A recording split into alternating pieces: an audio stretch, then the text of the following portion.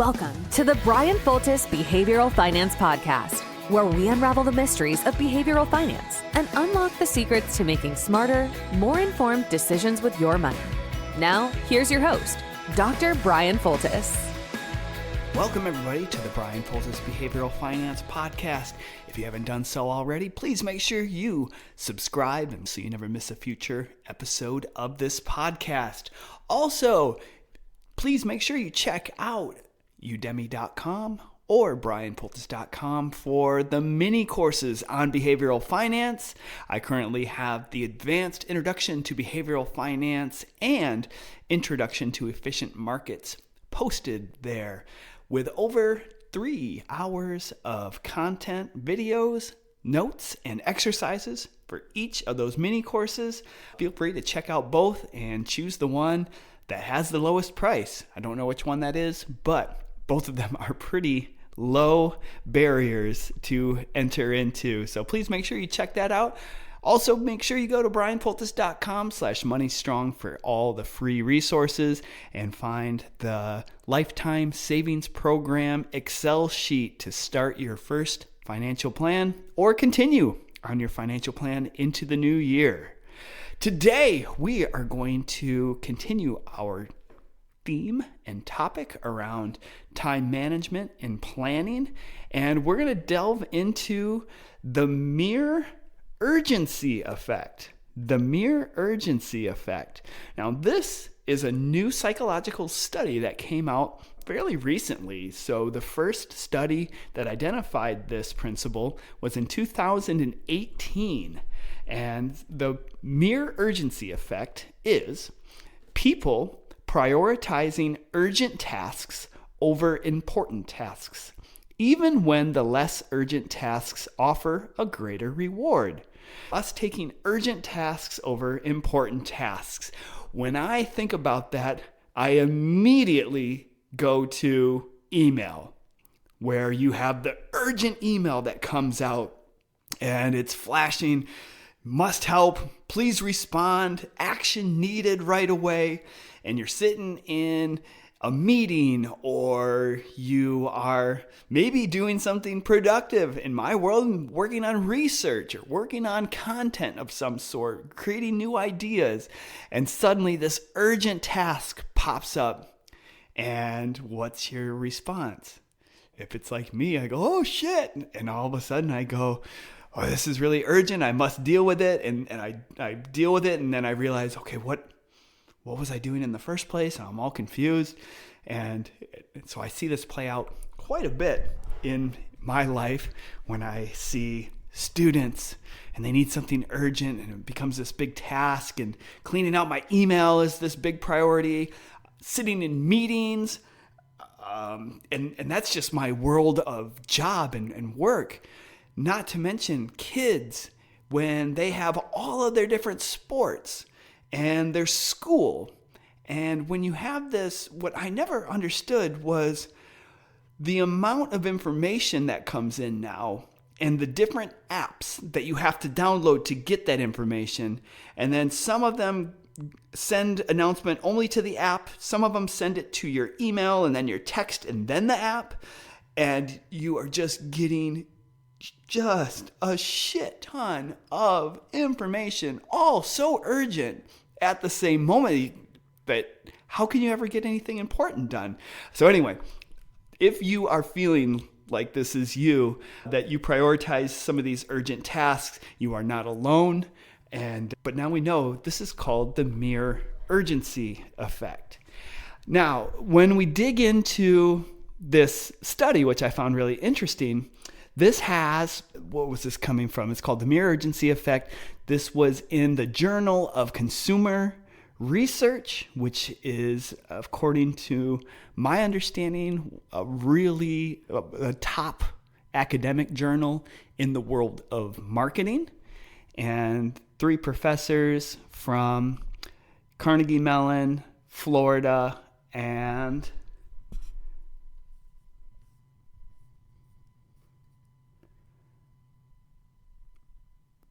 where's that third professor? Carnegie Mellon, Chicago, University of Chicago.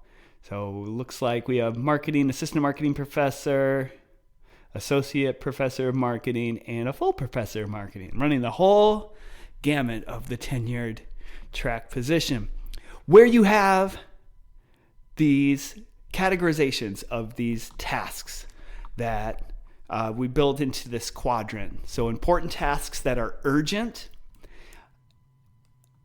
We have unimportant tasks that are urgent, important tasks that are non-urgent, and unimportant tasks that are non-urgent. That means if you need to get a cancer screening, if you have a suspicious looking mole, this is an important task that is considered urgent. If you have a coupon that needs to that it's expiring and you drop everything to take that coupon and get chocolate or ice cream or whatever with that coupon that expires in that day, we would consider that an unimportant task that are urgent. If you have a routine medical checkup for your doctor's office or financial planning, these are important tasks that are non-urgent. They don't have an actual expiration date or a timetable on these. Nevertheless, they're still very important. And then we have the unimportant tasks that are non-urgent. And this is trying to find a tool bought several years ago and currently stored somewhere in the basement when no one engages in any at-home activities or tool activities. Okay. That one doesn't really pertain to me in my world, but I can easily think about wasting time on my phone or doing something that is non-urgent and not important, but is still sucking away a lot of my life. All right, so you might be wondering here, where are you going with this, Voltas? This is a behavioral finance podcast. A couple things to consider here, why this is such a big deal. First, in general, if we focus on what's urgent and not important, this is going to lead us to less productivity, this false sense of feeling like we've completed something, even though our overall productivity and impact on what we're truly passionate about or truly what we're trying to accomplish in our job is going to get measured upon. This is where it can really adversely affect us. If you are a salesperson and you are constantly cleaning out your email, you are not going to get your end of the year bonus based off of how well you clean out your email. And in my world, this is also something really important to consider and to think about. If I'm going to be assessed on my research, how much I'm getting done, how much I'm getting published, this is something that is important, but either could be considered urgent or non-urgent, depending on whether or not you set a deadline on it. You're going to get assessed by that. My end of the year review does not care how often I am responding to my students' requests or needs or whatever they have popping up in an efficient way. And so I can think about how to reprioritize some of these things, knowing what am I here to do, or what am I going to get assessed on, and recalibrate. So that's why it's such a big deal. Not only and then you're also thinking about some unnecessary stress, unnecessary burden, where you're making something real stressful and urgent that isn't always the case or always needed. Into the world of finances, though, this is where we go, all right, how are you going to tie this into finances? When I think about people with all of these urgent needs, people who are struggling with their finances, who are reluctant to set aside a certain amount of time or spend 15 minutes writing out their first financial plan. They go, oh, what a waste of time. And you look at how much time they're actually spending on finances.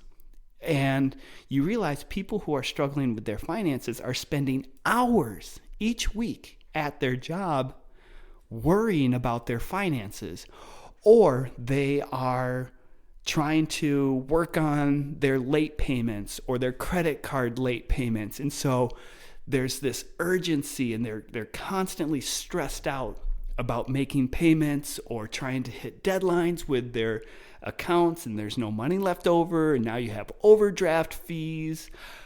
All this stress and all this urgency is coming into effect, where I think there are people who are spending between, I want to say, around 3 to 5 hours a week on their finance at their job. And so this is now a whole productivity thing to try to help people with their finances, because for me, I track my stuff very carefully and I like it.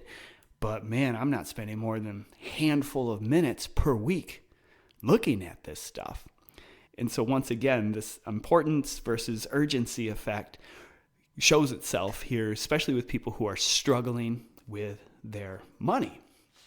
And so what do we do here to outsmart this urgency effect? First of all, learning about this, we have to distinguish, is this urgent or important? And so we can prioritize urgency and importance by categorizing this into the 4 categories. So if it's urgent and important, this should become a priority. We should do this. I think I previously mentioned the health screening. If you have a mole, get on the phone and don't delay and take care of that appointment, getting into a dermatologist. If it's important but not urgent, this is the one that often gets overlooked and not as heavily prioritized. This is the one you have to build into your schedule. So try to set up a schedule to realize this is important. This is my research. This is where I say, look, I got no email. I'm going to turn off my email. And today I am working on this paper. In fact, I've got that up on my whiteboard. Friday, I am going to finalize my inflation paper and submit it, and then organize my 4% rule outline paper. Going to put it on my schedule so it doesn't fall through the cracks, because it's important. Although if I don't put a timetable on it, or I don't say I'm going to fucking do this on Friday, then I'm never going to do it. I've got it up on my whiteboard, and please note that this podcast is not a part of my job at Butler, and the things I say or the swear words I say are not related to that. Next, we have urgent tasks that are not important, and that says delegate those tasks. Delegate the tasks that are urgent or non-important. And this is where I struggle, because sometimes I go, how am I going to delegate that? In my world, it's students wanting to set up meetings, and what I do to circumvent that delegation process and still be available to them. So I'm not deleting it. I still have to be available to students and people who are needing it. It's to create a scheduling system of clicking here and here's my availability, sign up, tell me what you want, and we're going to set up these important tasks when it makes sense for me, and I'm not rushing to reallocate my whole calendar or taking time to respond to that. We're just circumventing that process. For tasks that are not urgent and not important, we either ignore or delete these tasks, which is sometimes easier said than done.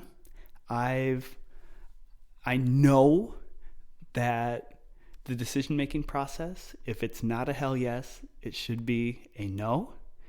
But sometimes you just say, I'm just going to deal with this and not ignore it. But the longer I do this, and the more times, the more repetitions I have of simply ignoring it, the more shit goes away. And they'll figure out a different place to go. Sometimes it's a little humbling because you realize that you're not that important. You're not the go-to person. But then you also realize that there are alternatives out there for people to figure out the answer to their questions without you having to be that resource.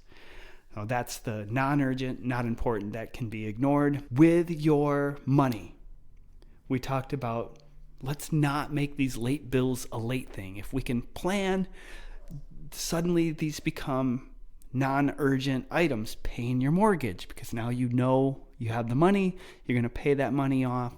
If you're struggling with that, let's talk, let's build a plan so we can alleviate that urgency. At the same time, we've been talking about our savings goals and what we're supposed to do with our plan. One of the things that I need to look at as well is reviewing at the end of every year. I've done all the right things, right? Like, here I am doing all these great things, but reviewing living will, estate planning, some of these things that often get overlooked.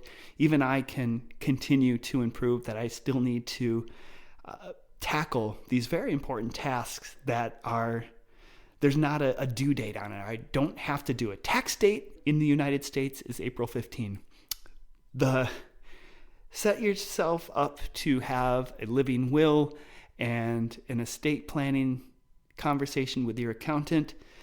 There's no deadline on it, so you have to put that into the diary or scheduling category to get that on the books, to take care of it and get these important things that are non-urgent completed.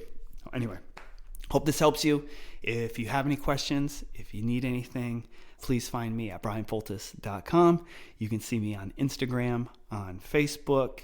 I'll post occasionally on TikTok and on YouTube as well. So if you want some free content on behavioral finance and don't want to pay for those mini courses, you can go to my YouTube channel and check out the free content as I'll roll out one of those videos each week from those mini courses. If you're ready for the mini course, brianfoltis.com or udemy.com. And if you're ready for the budgeting software, get your hands on that for free.